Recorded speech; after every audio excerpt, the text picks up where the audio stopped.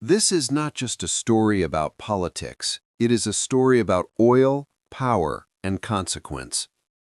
For more than a century, Venezuela has stood at the center of global ambition, rich in oil, strategic in location, and vulnerable to influence. Once a close energy partner of the United States, it later became one of Washington's fiercest critics. What followed was not a sudden collapse, but a slow-burning conflict shaped by ideology, sanctions, revolutions, and resistance.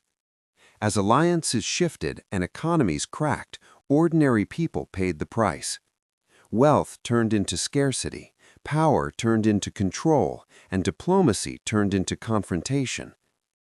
This story traces how cooperation became conflict, how oil became a weapon, and how a nation became a battleground in a global struggle that is still unfolding. Welcome to the story of the United States and Venezuela, where history, pride, and power collide. At the dawn of the 20th century, Venezuela was a quiet country on the northern edge of South America, rich in land and rivers, but poor in power and influence. Its people lived mostly rural lives, farming cacao, coffee, and cattle, bound by traditions older than the republic itself. The nation had known independence for nearly a century, yet true sovereignty remained fragile. Political instability was constant, governments rose and fell by force, and foreign powers watched from afar, waiting. No one yet understood that beneath Venezuela's soil lay a substance that would forever change its destiny and entangle it with the United States in a relationship defined by wealth, control, and conflict. In the early 1900s, Venezuela was ruled by strongmen known as caudillos. These leaders maintained order through loyalty, fear, and the army. The most powerful among them was Juan Vicente Gómez, who seized power in 1908. Gómez ruled not as a visionary, but as a survivor. His priority was stability at any cost. The United States, emerging as a global power after the Spanish-American War, viewed Latin America through the lens of strategic interest. Venezuela was not yet central to Washington's plans, but it was being carefully observed. Political stability mattered more than democracy, and Gómez, despite his brutality, delivered that stability. Under Gómez, foreign investment was welcomed. Roads were built, ports improved, and debts paid off. But this openness came with a price. Venezuela's sovereignty slowly bent under the weight of foreign capital. In 1914, near Lake Maracaibo, drillers struck oil at a site called Zumaque 1. What erupted from the ground was not just crude oil, it was destiny. Black gold spilled from the earth, thick and endless, and with it came foreign interest on an unprecedented scale. By the 1920s, Venezuela was producing more oil than almost any country on earth. American oil companies, including Standard Oil and Gulf Oil, rushed in. British companies followed. Contracts were signed quickly, often favoring foreign corporations far more than the Venezuelan state. For the United States, Venezuelan oil was a strategic treasure. It was close, abundant, and reliable.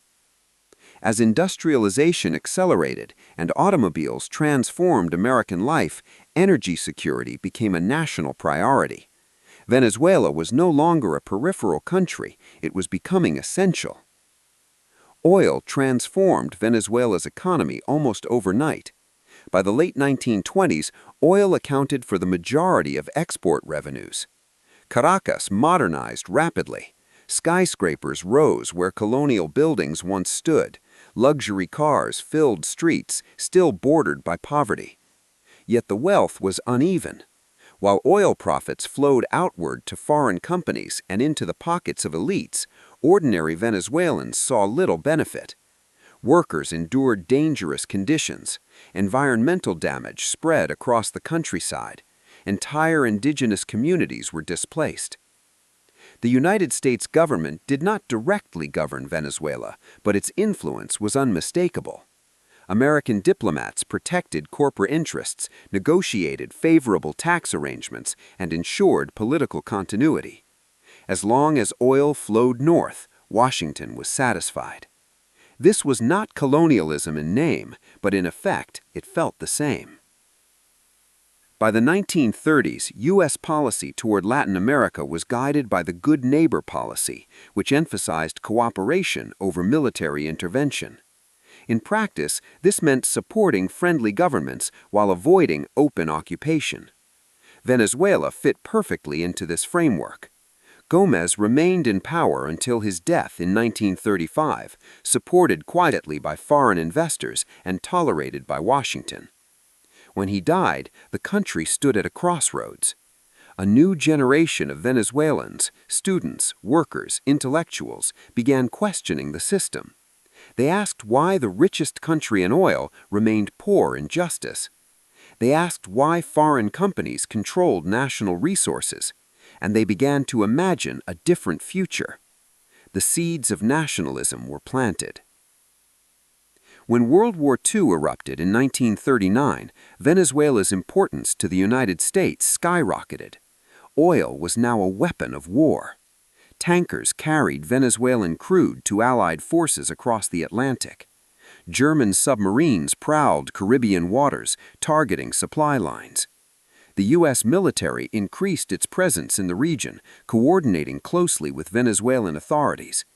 Venezuela became a strategic ally, not out of ideology, but necessity. In return, Washington provided security guarantees and economic support. The alliance strengthened the perception that Venezuela's fate was tied to American interests. Oil had fused the two nations together, but dependence cut both ways. By 1945, Venezuela stood transformed. It was no longer a forgotten nation, it was a global energy powerhouse. Yet the question remained, who truly benefited?